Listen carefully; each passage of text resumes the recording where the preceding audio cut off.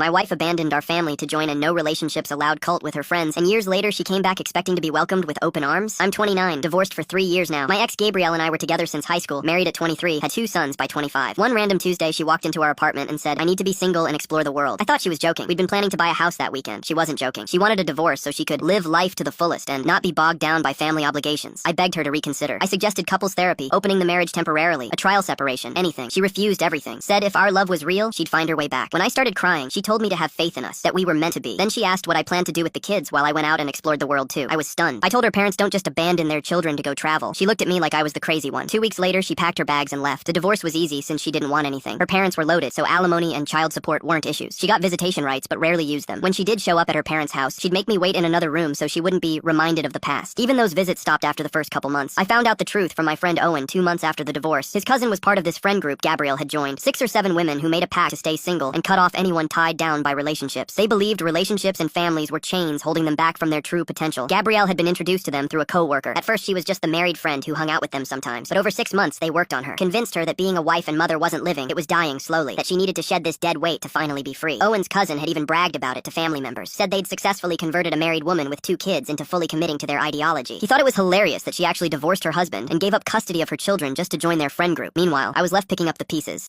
My sons were 2 and 3 when she left, too young to understand why mommy disappeared. I worked full-time as an electrician, took care of 2 toddlers alone, and somehow managed to not completely fall apart. Her parents helped with babysitting and felt terrible about what their daughter did. They tried talking sense into her multiple times. She told them they just didn't understand modern thinking. Fast forward to last month. My doorbell rings at 9 p.m. The boys are asleep. I open the door and freeze. It's Gabrielle. Hair shorter, new tattoos visible on her arms, backpack on her shoulder. "Hey," she says, smiling like nothing happened. "I'm back. I realized you and the boys are what really matter. I want to work things out." I just stared at her. She actually traveled for 3 years with her cult friends, burned through her savings, and now wanted back into the life she abandoned. She kept talking, said she'd grown as a person, that she needed that time to find herself, that she was ready to be a mother now. She even asked if she could come in and see the boys. "See the boys?" I repeated. "You mean the sons you haven't called in over a year?" She flinched, but recovered quickly. "I know I messed up, but I'm here now. I want to make it right." That's when I noticed her friends waiting in a car at the curb, 2 of them, watching, like they were supporting her big redemption moment. I looked back at Gabrielle. "Where are the other 4? She looked confused. "What? Your friend group, the cult. There were 7 of you, right?" Her face went pale. She stammered something about how it wasn't a cult, just friends who supported each other's choices. "Choices," I said. "You chose to abandon your family for 3 years. The boys chose to stop asking when mommy was coming home. I chose to move on, and now I'm choosing to close this door." She grabbed the door frame. "Wait, please. I made a mistake. I was confused. Those friends, they were toxic. I see that now. And what happens when you get confused again? When the boys get attached and you decide you need to find yourself somewhere else?" She had tears in her eyes now. "That won't happen. I promise." I gently removed her hand from the door. "You already made me a promise on our wedding day." It didn't mean much then either. I closed the door. She knocked for another 5 minutes before finally leaving. Her friends drove away without her even getting back in the car. The next morning, her mom called me apologizing. Said Gabrielle had shown up at their house crying, expecting them to convince me to take her back. They refused. Told her she made her choice and had to live with it. My sons are 5 and 6 now, happy, healthy, and they don't remember their mother. And that's exactly how it's gonna stay.